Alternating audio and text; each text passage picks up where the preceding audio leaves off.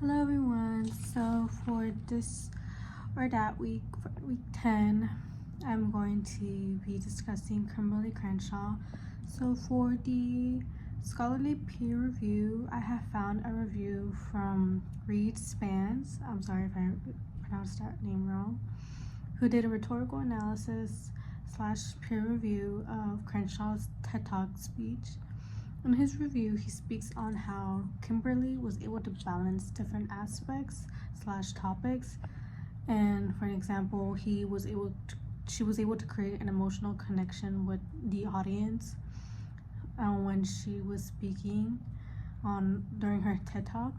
And he mentioned that there are certain phrases or forms of repetition called anaphora. And for those who don't know what anaphora is, it is when someone uses the repetition of short or single words at the beginning of a sentence to create an emotional participation in the with the audience. From his analysis, it says she starts her speech by asking her audience to stand and to then sit when they do not recognize a name that she mentions in her speech.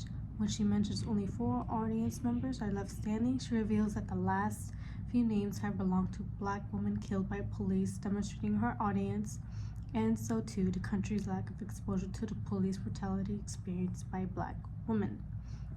So Span brought up her voice tone and her body language and how she was able to connect with the audience by how she gave her speech.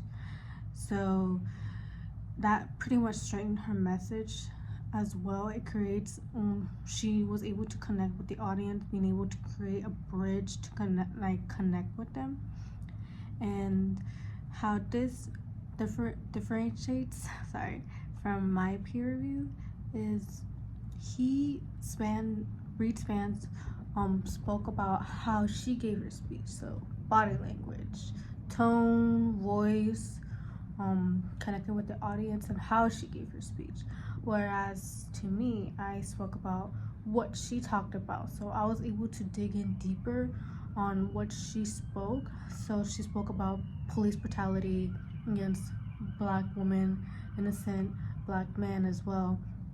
And I just pretty much spoke about what was the meaning about her speech, what was her speech about, and how this could add to my understanding of the Chicana Latina experience is how much race and immigration status interacts with our lives, especially now since we're seeing ICE raiding and taking away innocent people, especially in a way where it is abomination. It's really just terrible that they're just being stripped away, and the kids are even being affected as well. And it's mostly only Latinos and Latinas. I mean, it's happening here in Oregon as well.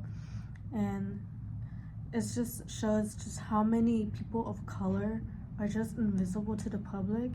And the way that attention is only brought up, get onto them, is if there is an outcry, if people are outcrying justice, which is totally unfair because we don't see that with white people especially. But yeah, thank you for listening.